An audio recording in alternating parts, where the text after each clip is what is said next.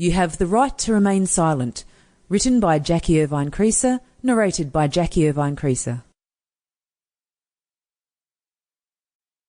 Chapter 1. Knowing the Enemy. Name of suspect, Steve Hansen. Guilty, guilty, guilty, Billy mumbled as he underlined the words 3 times with such force that his pencil threatened to tear the paper in his notebook.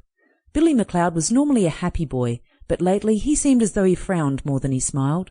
Yet, when he did smile, his often sad-looking eyes twinkled with mischief, and his somewhat cheeky grin showed that the old Billy was still there, just hidden underneath. He blinked nervously, showing yet another change in him, as he sat back wearily in his chair to record some of his thoughts rather than keep writing. That way he and Molly could go over the facts in the morning. Billy was going to be a detective when he got older, just like his father had been. For a moment his mind drifted to his loyal companion. Molly was his best friend. Apart from Rusty, his dog, she was Billy's only real friend. She understood him. She realized the importance of trying to solve this case. That's what made them such a good team.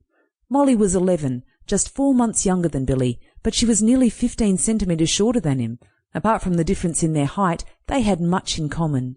They both loved to watch crime shows on TV and read mystery novels, and Molly had been through some sad times. She had been the one who had spent hours just sitting with Billy after his father had died. Dean McLeod, Billy's dad, had been a fine detective in the police force until 2 years ago. After saving a little girl's life, he had been run down by a criminal desperate to escape capture. That day had changed Billy's life forever. It was Molly and Rusty who had been there for Billy when everyone else had comforted his mother Anne. Molly had simply offered a never-ending supply of tissues and an occasional pat on the shoulder. She'd never offered any stupid advice, and he'd never felt silly for crying in front of her. Molly knew what it was like to feel scared and to lose someone you loved. Her parents had been killed in a car accident on her 7th birthday. That was why she'd come to live next door with her grandma Flo. They had been friends since the day she moved in. Eyes blinking at double pace, Billy turned to look through his window toward Molly's house. Her bedroom was in darkness, but he felt sure she was also going over the day's events. There was not much time for them to solve their case. He had to prove to his mum beyond a reasonable doubt that Steve Hansen was not to be trusted and certainly nowhere near good enough for her to marry. Billy had his hunches, but every well-trained cop knows that hunches simply are not enough. He must have evidence. He pressed the recorder button and whispered into his machine. Friday, January 4, 10:15 p.m. Suspect is still acting suspiciously. He's definitely keeping secrets from Mum. Billy paused. Suspect was talking on our phone today, and when he saw me come into the kitchen, he deliberately lowered his voice. I walked out again with an apple, but then searched the notepad by the phone after he left. I scribbled down the number he called, 853-216-33. Then I called it from Mum's phone in the bedroom.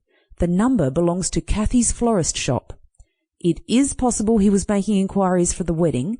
Problem with that theory? And counting on thin fingers he listed. Number 1. Groom doesn't normally order wedding flowers. Number 2, Kathy's florist shop is too expensive. And number 3, questioned Mum and she told me that Aunt Amanda is providing all the flowers for the wedding.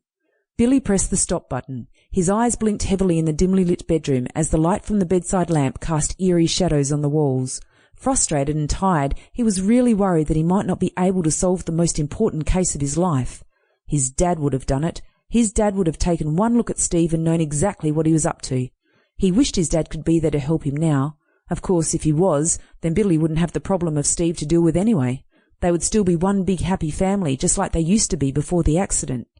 Blinking rapidly to clear his suddenly moist lashes, Billy flicked the machine on again. So what do I know?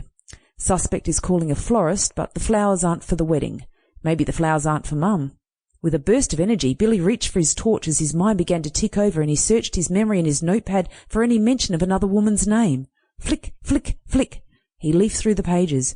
Rose Wilson's name appeared a few times. Billy mumbled, Rose Wilson, Steve's secretary.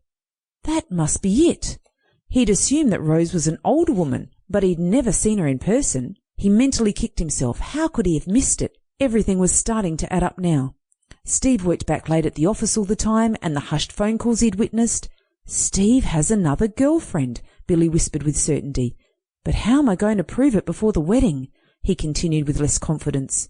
He flashed his light at the calendar on the wall. He'd marked the date, February 14, with a big black cross. Sample complete. Ready to continue?